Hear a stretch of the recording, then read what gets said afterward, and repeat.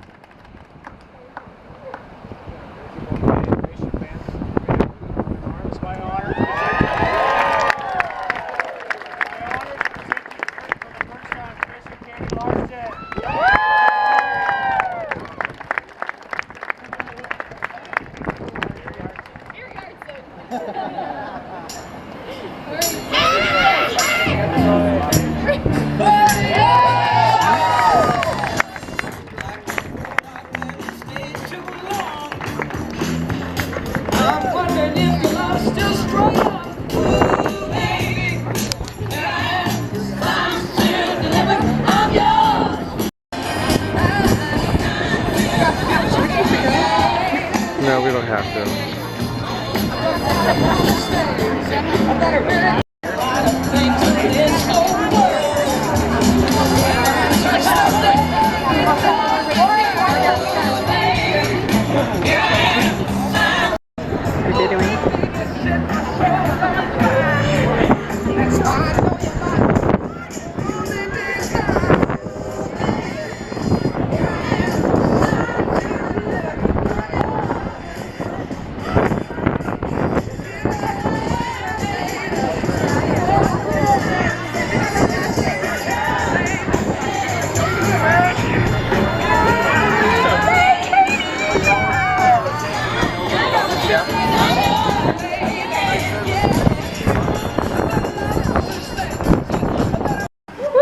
North Dakota, Minnesota, and even New Jersey.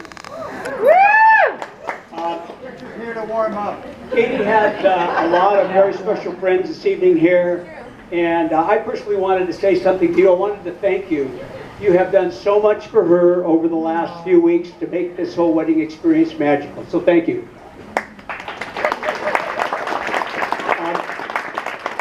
For our out-of-town guests, I want to assure you it's never this windy or ever this cold in California.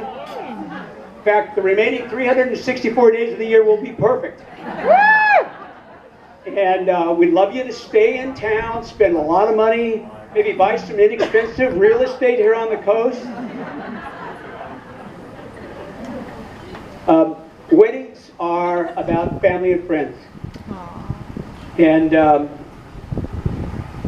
we wish that our entire family could be here tonight, but God had other plans. I know that Ron and Terry have dreamt about this moment.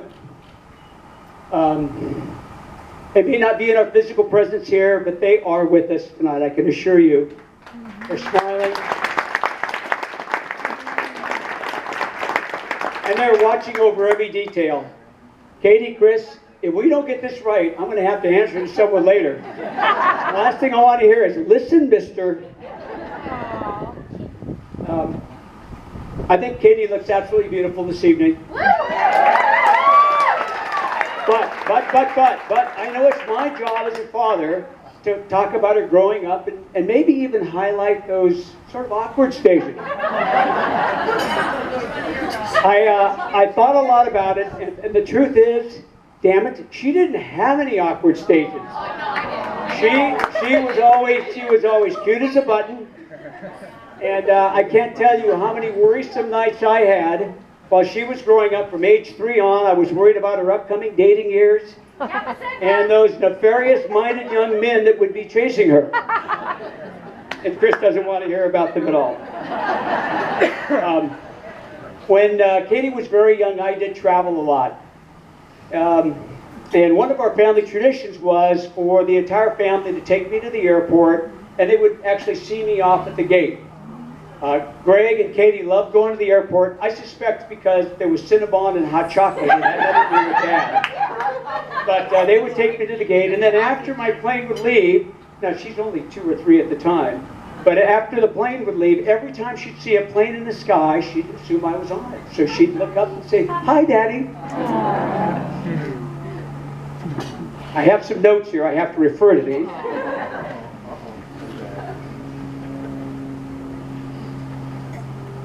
Oh yes, this is where I do get to talk a little bit about some of the fun things she did. She loved summers. She loved spending time with her mother. There was always an art project or some little special activity that they got to complete. She loved those things. She loved spending time with her friends in her dollhouse or just hanging out in the yard. Believe it or not, she was my catchmate with a football. And then later in life, she was the one to call me at the office and offer to treat me to lunch for sushi. As a teenager, she did have some of the predictable hiccups. There was a time that we had just installed new hardwood floors, and she managed to flood our downstairs. And then, yes, you remember. Yeah, I wasn't happy. No. And then there was a time we were gone on vacation and came home to discover she had had a party.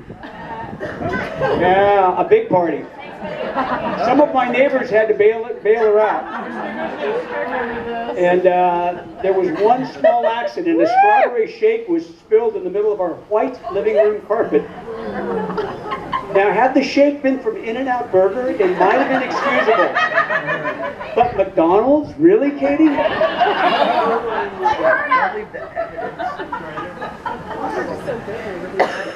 I have to refer to notes.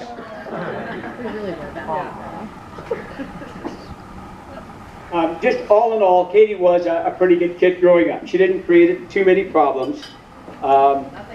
She's